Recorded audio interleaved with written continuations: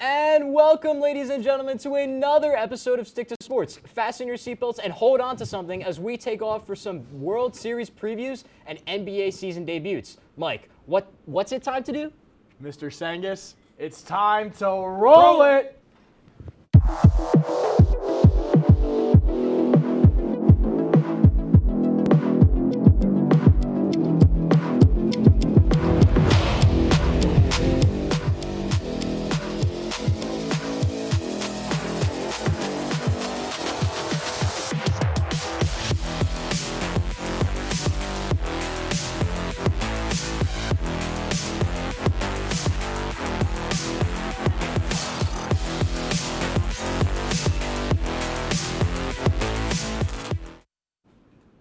Los Angeles, the city of Hollywood, overpriced avocado toast, and historic winning baseball. The LA Dodgers swept the Milwaukee Brewers off the coattails of an immense performance from Shohei Ohtani and a stellar starting pitching rotation. Connor, give us some context on what we just witnessed. Well, in Game 4, Mike, I believe we witnessed what arguably is the best game that Shohei Ohtani has ever played in Major League Baseball. I mean, coming into that game, Shohei was struggling, totaling just 3 hits through his first 29 ABs, striking out an absurd 14 times.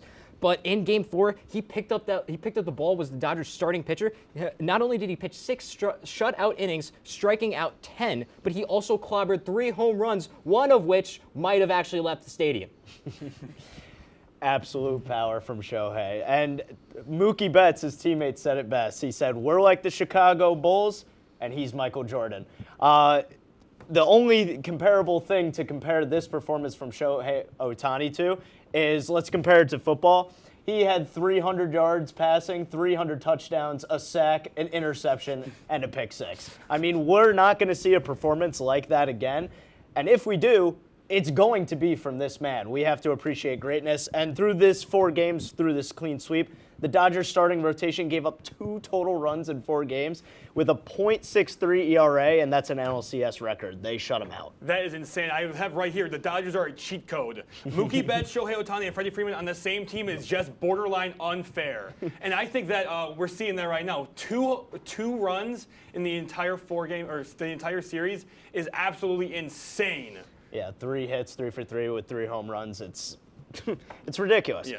But moving on, in the ALCS, we also got to witness some history. The Toronto Blue Jays and Seattle Mariners went to a 7-game series in a down-to-the-wire finish that propelled Toronto to their first World Series in 3 decades. Sammy, what were some of your favorite moments from this roller coaster of a series? You know what? I have a pretty unpopular one. George Springer, home run to bring them to I apologize. Sorry, to break the deficit, bring them up against the team, and honestly, that was the spark that they needed. I mean, it was a slugfest every game, but it was rough watching until that home run, and you could just tell that was just a switch of the game, and it's what they needed. I mean, for me, it was heartbreaking, obviously. Didn't want to see the Blue Jays win this matchup, but such a fun series to watch, such a good series, so back and forth, 3-3, taking it all the way to 7 games, and Toronto comes out on top. Really nice. Yeah, done. I mean, we're all giving love to Toronto. Let's give some hate towards Seattle, though. This is a game they should have won. They were up 3-1 going into the 7th, and I hate to put all the blame on one man, but it really comes down to their first-year manager, Dan Wilson, who decided to pull all-star starting pitcher Brian Wu, who has hit-and-miss stuff, off the mound. He then turned to Edward Brizardo, who's been a reliable arm for this Mariner team all season. However, he was completely gassed. He flat-out did not have it, and on top of that, Wilson should have instead brought in all-star closer Andres Munoz, who hadn't pitched in 3 whole days, and on top of that was also an all-star this year. So, I mean, when it really comes down to it, just poor managerial decisions, but by all means, congratulations to the Toronto Blue Jays. You're absolutely spitting, Connor. And October Vladdy continues. He's batting .442. He's got a 1.44 OPS. And this whole postseason, he's only had 3 strikeouts, but he's got 6 home runs to combat that. So, all right, boys. Well, it all comes down to this. The stage is set for the 121st MLB World Series. The Blue Jays will host Game 1 against the Dodgers this Friday night at 8. Alex, give me a little preview of what we should expect when these two teams face off. Well, Connor, what we can expect from this matchup is we're seeing 2 styles of play. We're seeing I know this is redundant, and I know a lot of people say it, But I truly think we're seeing an unstoppable force, which is the Blue Jays' contact hitting and version of getting base runners in traffic, meeting an immovable object, and that is the Dodgers' untouchable starting pitching. It's two different styles of play. The Dodgers are way more star-studded. However, with their starting pitching going up against nonstop contact hitters, it's going to be interesting to see how the Blue Jays adapt and overcome that. And another tidbit of fact is that the Blue Jays' majority of their pitching staff are mostly right-handers, and I know Ohtani, Freeman, and Muncy are licking their chops right now looking at those righties and ready to go yard from the opposite end of the plate. I agree. I think it's going to be a battle of tenacity, but I think the Dodgers are going to take this one. I think again, though Mookie Betts, Shohei, and Freddie Freeman on the same team, again with the pitching, is unstoppable or a cheat code. I mean, they're the best team, probably one of the best teams we've ever seen in baseball. And they're getting hot at the right time. Yes. I mean, they're favored by the books right now, -210 to win the World Series outright. Yeah. It's not even close. Yeah, a really scary Dodgers team, and the Blue Jays will have their work cut out for them. Yeah, 100%. I mean, Snell, Yamamoto, Glasnow, Ohtani, that sounds like Murderer's Row, but it's actually a starting rotation. Have fun facing all four of those guys. 64 and a third innings pitched they've totaled so far throughout this postseason. Only a 1.40 ERA. Hitters are hitting just 132 against that four-headed monster starting rotation. Well, we've got a lot to look forward to, certainly, after this break, so don't go anywhere, as we'll be right back here on WTOP 10. When you look at the number of disasters in the U.S., chances are every area will deal with some kind of emergency in the next decade. And between school, sports, and social lives, chances are you won't be with your kids when it happens. Will they know what to do? Ready.gov/kids has the educational tools and information to make the conversation easy. When the time comes, chances are they'll feel prepared, not scared. So talk with your family today.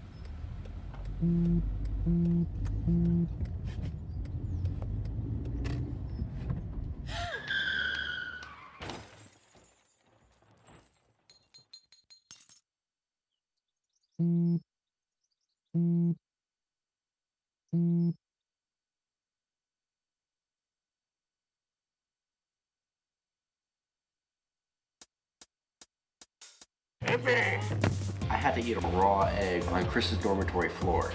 I currently don't have any federal pending charges. You know what you never did? You never walked to Walmart, Chris. That's my co-host. This is for making me eat roast Pop-Tarts. It's showtime, Chris. Come on. I want to be on the air for that. I got a couple things to say. No. Spin the wheel. But you got censorship. Welcome back. Welcome back. Welcome back to... Welcome back to Stick to Sports. It's almost November, so you know what that means. Mid-season football. So without further ado, take it away, Mike. Well, in all of the NFL games last week, none got more attention than Joe Flacco and Aaron Rodgers in the icy hot bowl. Both of these 40-year-old quarterbacks showed that they still have more left in the tank and put on an electrifying performance Thursday night, with each QB throwing at least 250 yards and 3 touchdowns. Connor, do you think that these older quarterbacks can continue playing at this high of a level? Well, I certainly hope so, Mike. I felt like that young Homer Simpson meme sitting on the couch. The 7-year-old Connor was watching Thursday Night Football. It wasn't 20-year-old Connor.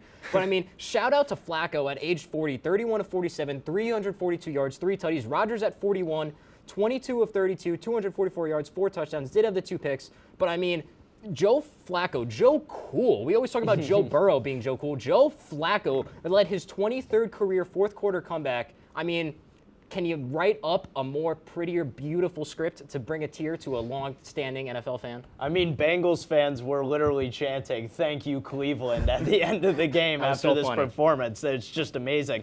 One thing that I wanted to point out from this matchup is the 2 interceptions that Aaron Rodgers threw. One of them wasn't really his fault, I felt like. DJ Turner ripped the ball out of DK Metcalf's hands. But the other one, Jordan Battle, is slowly becoming one of the best ball hawk corners in the league, corner for the Bengals. He's up to 3 interceptions already with 7 passes defense in his 3rd year, and he's slowly becoming a really good interception machine. And for a good Steelers pass rush with Cameron Hayward and TJ Watt and a below-average Bengals O-line, the Bengals O-line only gave up 2 sacks. So shout out their O-line coach Scott Peters for that, because that's not what I was expecting to see. Absolutely. I know you talked about Battle. He had that one interception where he just took it away from, I think it was an insane. He just like stole it away from his other defender. But I think that Jamar Chase was a major factor for this game. 16 receptions, 161 yards and a touchdown. Joe Flacco is the answer. Well, speaking of Steelers quarterbacks, boys, Justin Fields has just been benched in favor of Tyrod Taylor ahead of this week's game against the Cincinnati Bengals. This comes after 2 back-to-back 45-yard games and the longest time to throw in the NFL. Alex, do you think Aaron Glenn and Woody Johnson can right the ship, or is it time to bring on the tank? It's time to bring on the tank.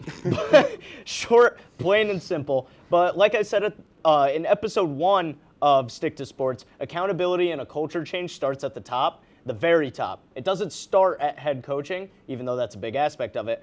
Woody Johnson is by far the worst owner in the NFL. He's worse than your owner, and that's saying a lot. Hey. You know, just a little stray. But Woody Johnson was in an interview today ripping on Justin Fields. I get it. He's been underperforming, but as the owner, you do not say that starting 0-7. He praised Glenn. Glenn has made some questionable decisions at this point in the season, but Dan Campbell in his first season with the Lions started 0-10-1. So it takes time for a culture change, and I'm not ready to jump ship with Aaron Glenn. I think he's still got a lot of time here. O-line looks great. They're giving Fields the time to throw, but I do support him getting benched for Tyrod Taylor. O-line is doing its job, and he's just too indecisive. It's time to start on the tank. We need a pocket passer like Mendoza coming out of the draft, or we need to trade back in this draft. I agree completely. I mean, watching this Jets team, I just feel bad. As a Raiders fan, I feel bad watching this team. This is a team that has it all, but can't seem to click. I wouldn't say has it all. Well, I'm sorry. I meant to say they have a good O-line. Their receiving core is okay. I mean, they have. Oh my God! I almost said Sauce Gardner. I apologize. They have. You'll get there. You'll get there. Not Alan Lazard. My God. Garrett Wilson. They do have Alan Lazard. Oh, really? He's still in. Yeah, Josh Reynolds is our wide receiver too. Anyway. Sorry.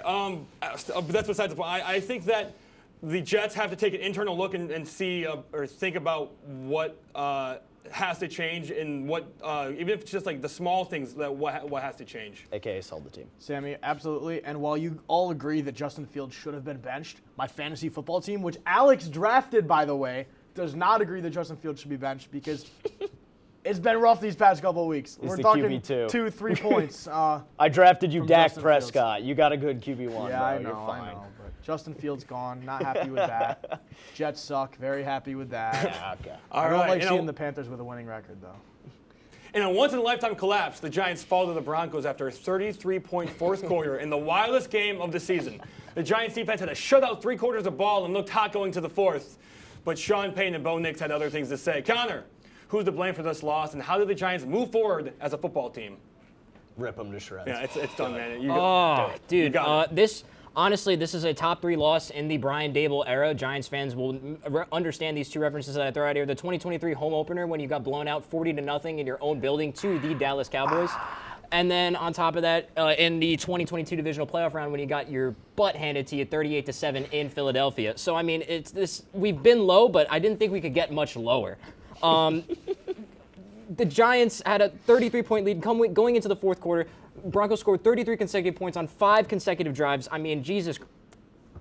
NFL teams were 162-0 when leading by 18 points or more in the last 6 minutes of a game. They are now 162-1 thanks to your New York Football Giants. The Broncos had a win probability of less than 1%. 1% in the fourth quarter. Less than 1. Take the whole frame. Take the whole frame. All right, thank you. I appreciate that. And Sammy asked me this question, who's it on? Is it on ownership? Is it on coaching? No. You know who this is on? This is on GM Joe Shane. I know he's had a great draft. I'm in love with Jackson Dart. I'm in love with Abdul Carter. I'm in love with Scat Pack Cam Scataboo. These guys are really changing the culture. But I'm sorry, you have $4 million left over in the 2025 season. That $4 million is not getting carried over into next season. It's only good for this season. Let him know. Okay? We are Graham Gano, your kicker, on IR. I get it, all right? Sign a backup. We bring in this guy, Jude McCapney.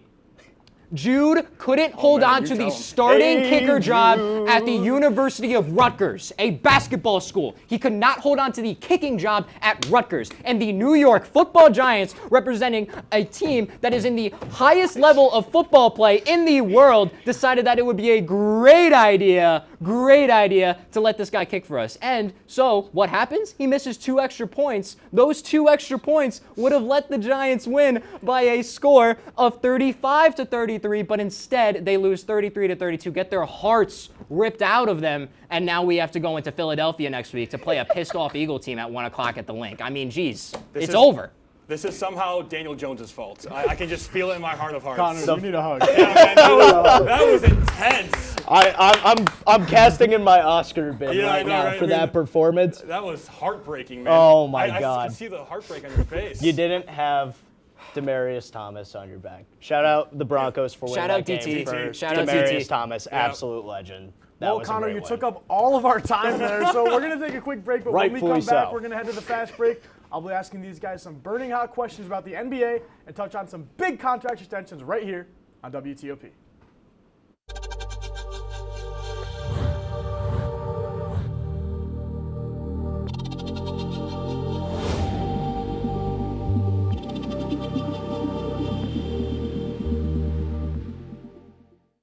Say, President Stanley, whenever there's bad weather, who would you turn to? I'd turn to Storm Team 10. No, but you've got to say it like this. Storm Team 10. Say it with me.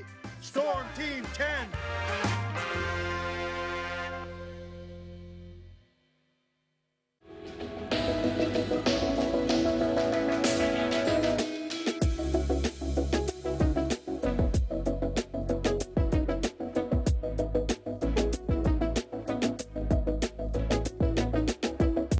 If you like action, romance, if you're watching this, and highbrow humor, surface is this? Floor. Minch did not legitimately put his head in the toilet. there's only one place to turn. No! Tune in to new episodes of Oh boy! only on WTOP.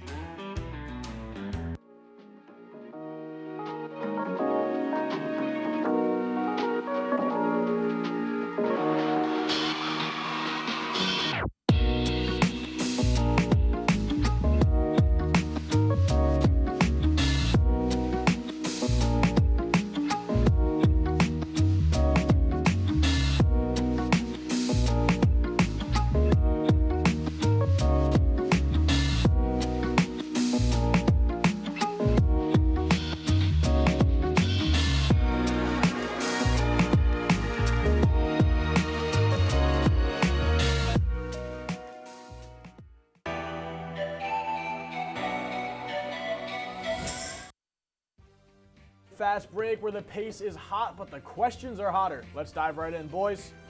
Starting tonight, the NBA is officially back. But before we can get to the tip-off, we have to discuss the 2 big contract extensions that broke yesterday. Starting down in Atlanta, the Hawks re-signed Dyson Daniels on a 4-year, $100 million contract. Then out west in Colorado, the Nuggets gave a 5-year, $125 million extension to Christian Ball. Alex, what are your thoughts on executives now finally prioritizing depth rather than just trying to build super teams? It's a great direction that the NBA is heading in, Mike. And we missed one more extension with Aaron Nesmith on the Pacers, who got a 2-year, $20.2 million extension. Christian Braun, Aaron Nesmith, and Dyson Daniels, these are all guys who broke out They are developing into great 3-and-D players, and they're guys who only averaged around 12 to 14 points.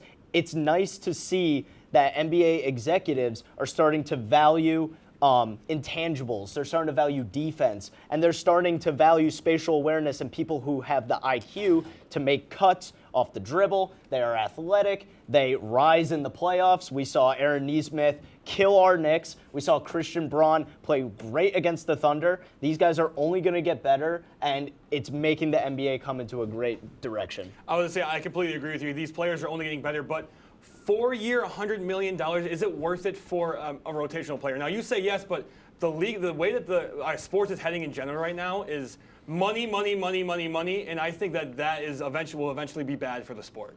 That's just what I think. Just want to give some quick love to Christian Braun. I mean, he was one of 5 players last season to average at least 15 points per game, 5 rebounds per game, all while shooting at least 58% from the field. And Braun is the only one of those 5 players that doesn't play center. So for someone at his position to be able to rack up as many rebounds as he does, Braun, sorry. You're good. But I just thought that was very, very efficient. Yeah. Teleprompter said Braun, fellas. Now that all the off-season moves are officially behind us, we thought we'd give you our bold predictions for the upcoming season. Connor, let's start with you. What do you see happening this year? Yeah, I honestly see Mike Brown moving Josh Hart to the bench. I know we just got that Shams notification that both Hart and Robinson are going to be out for the Knicks' season opener in Cleveland tomorrow. But I believe that Brown will make this move when Hart makes his full return, because moving Hart to the bench, nothing against Hart, he is the proverbial heart and soul of this team. This team does not play good enough defense when he's starting, because Josh Hart simply is not big enough to make up for the lack of defensive rotations and miscues from Brunson and Cat. When you add Robinson in there, it kind of cleans a lot of that up. We saw that a lot in the playoffs. Thibodeau was starting to use Robinson a lot, and that's when Hakamich comes in, but you cross that bridge when you get there. Yeah, I like that take, Connor. I really do. And my take kind of involves the Knicks. My finals matchup for this year is Knicks-Nuggets. And unfortunately, I think the Nuggets would beat the Knicks in a 7-game series. I think the Nuggets are outright dangerous this year. Jokic is Jokic. I think he's looking for his 4th MVP this year. Just a year ago today, he had that one game, most efficient game in history, 38, 15, and 15, 100% shooting. I think he's going to pick up right where he left off from that year ago.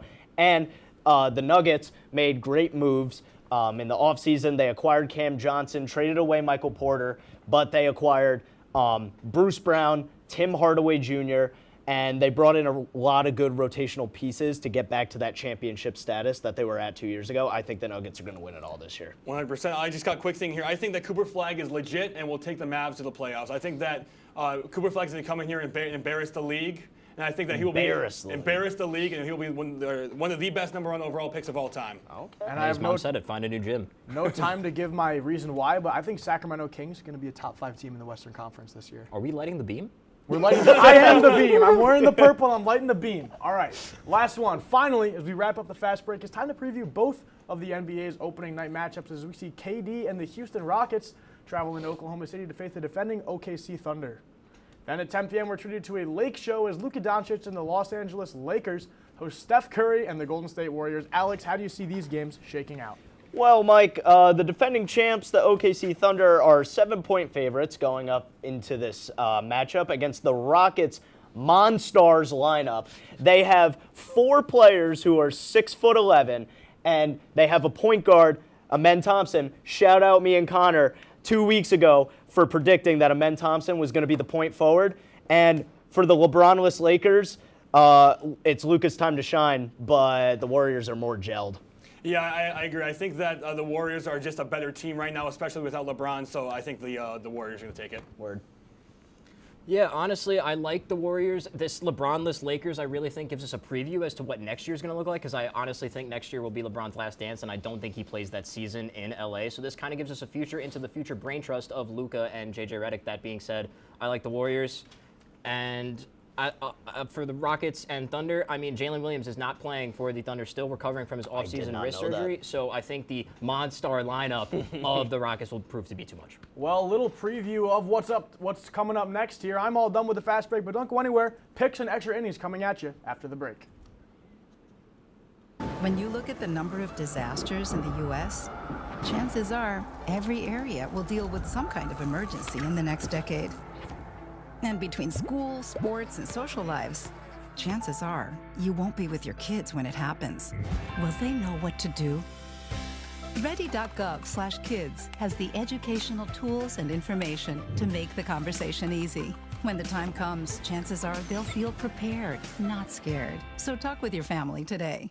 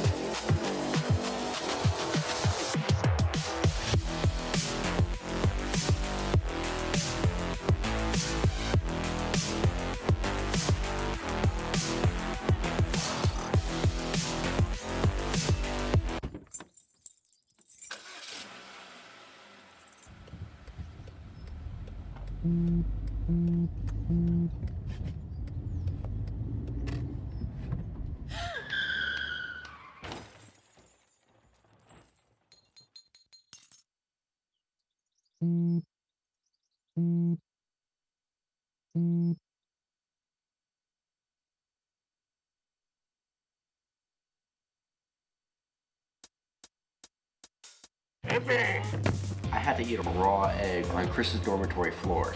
I currently don't have any federal pending charges.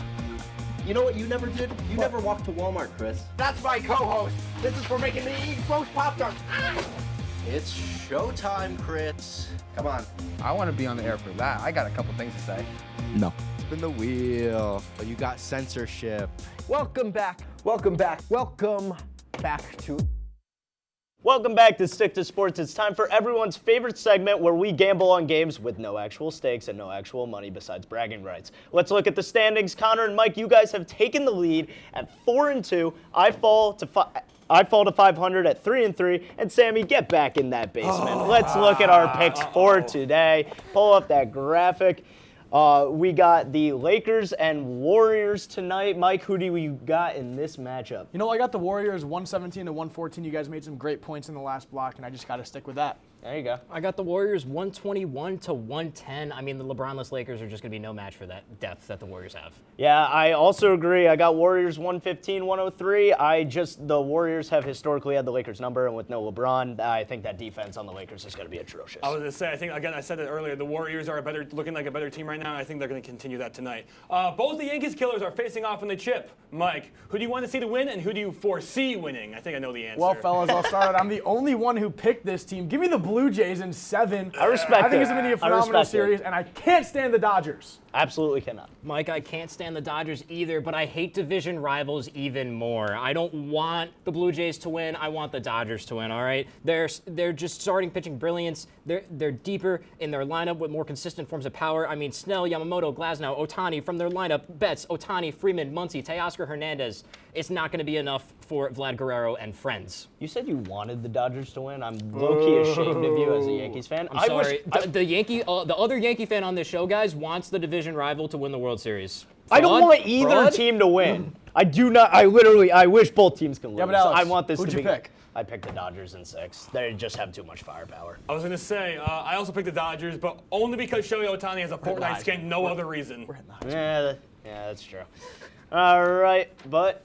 Mike? Well, we finish extra innings with a revenge game. Aaron Rodgers will face off against his second former team this season and his OG squad from Green Bay. Connor, is Rodgers going to beat the Jets and the Packers this time? Aaron Rodgers has been waiting 5 whole years to get his revenge on the Green Bay Packers for drafting Jordan Love in the 2020 NFL Draft. On Sunday, when these two teams play, it'll be 2,012 days since the Packers made that decision instead of drafting Justin Jefferson, who could have maximized the 2 MVP years that Rodgers would proceed to have afterwards. That being said, I think Aaron Rodgers is going to sit down with Mike Tomlin. They're going to analyze everything that Matt LaFleur likes to do, the Green Bay Packers head coach, and the Steelers are going to come out on top 24-20. I agree with you, Connor. And for my analysis, I picked the Steelers as well, 27-24. But on Sunday Night Football, home teams historically have better chances and usually cover the spread or win outright on Sunday Night Football. And I just also think that coming off of a loss to a division rival, that the Steelers are going to bounce back. Certainly some motivation. I completely disagree with both of you. I think that Jordan Love is going to show that New Age is better, like just like I almost say Jackson Dart. Jackson Storm did to Lightning McQueen in Cars 3. I think that New Age is going to take the old age. And yeah, Packers, baby. Hold on, I'm finishing up a little note. I don't know if you're able to see it on the camera, but I just got to throw this. McQueen, you all right? Yeah. Go, Pack, go! 31-17. Jordan Love is the answer. He's going to whoop Aaron Rodgers. End of his career. All right, well, that's a wrap on episode 3 of the season of Stick to Sports. Be sure to tune in next time right here on WTOP 10. Take the bump cam! Bump cam!